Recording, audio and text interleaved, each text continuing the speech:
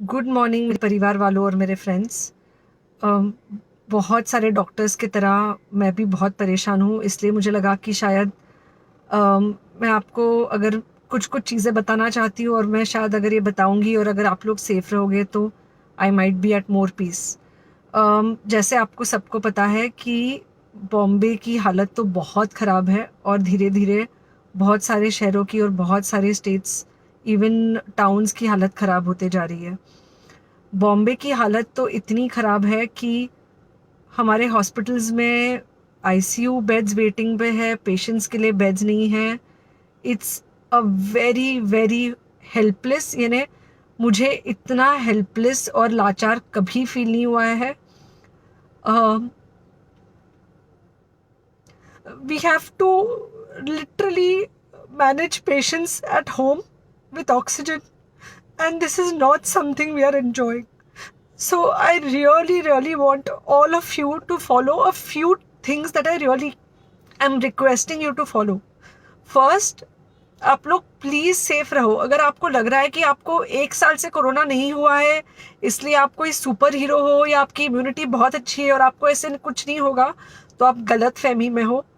हम यंग लोगों को देख रहे हैं। I mean we have a 35-year-old who's on the ventilator and we are not able to help people now. So we do not want, we really don't want any of you to be in that situation.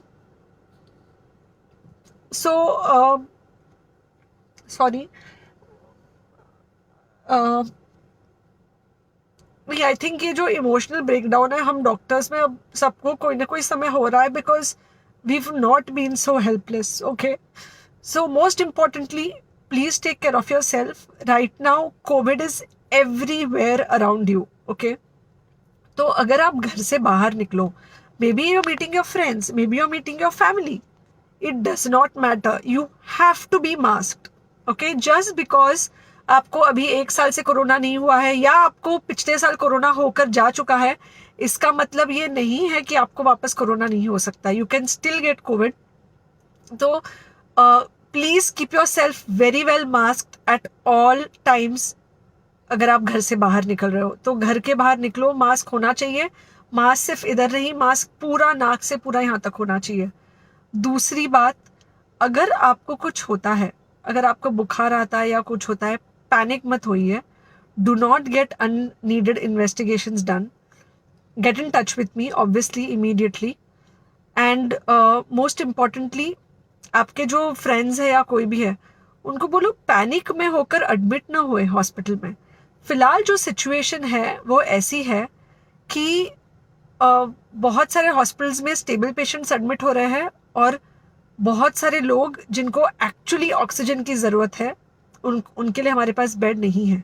In fact हम लोग घर में लोगों को oxygen देके manage करने की कोशिश कर रहे हैं, और ये हमने पहले कभी नहीं किया है कि हम इतने सारे लोगों के लिए बेड्स ढूंढ रहे हैं, इतने सारे लोगों को घर में मैनेज करने की कोशिश कर रहे हैं। So please leave beds for people who actually need it, who have pneumonia, who need oxygen, and who will need to be under very close medical care.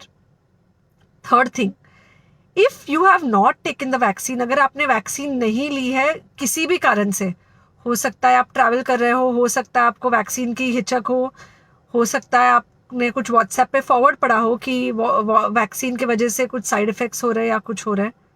It's untrue. Please take your vaccine. ये हमको definite दिख रहा है कि जो लोगों के 2 vaccine के शॉट्स होकर 2 हफ्ते हो चुके हैं उनमें डेफिनेटली हमको इन्फेक्शन, सीरियस इन्फेक्शंस कम दिख रहे हैं और हॉस्पिटलाइजेशन ना के बराबर है।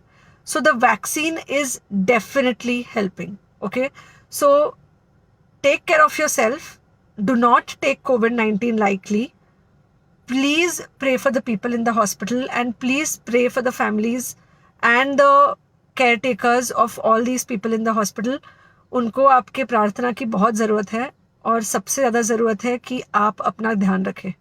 ओके, एंड बस घर पे रहो। आप कुछ हफ्तों तक सिर्फ घर पे रहो जब तक हम ये सिचुएशन ऐसे हैंडल कर सके कि हम एटलीस्ट कुछ हो जाए तो हम हॉस्पिटल में पेशेंट्स को ले सके। फ़िलहाल हालत ऐसी है कि डॉक्टर्स और डॉक्टर्स के रिलेटिव्स को भी नहीं मिल रहा है बेड, तो आप सोचिए कि it's an absolutely helpless situation.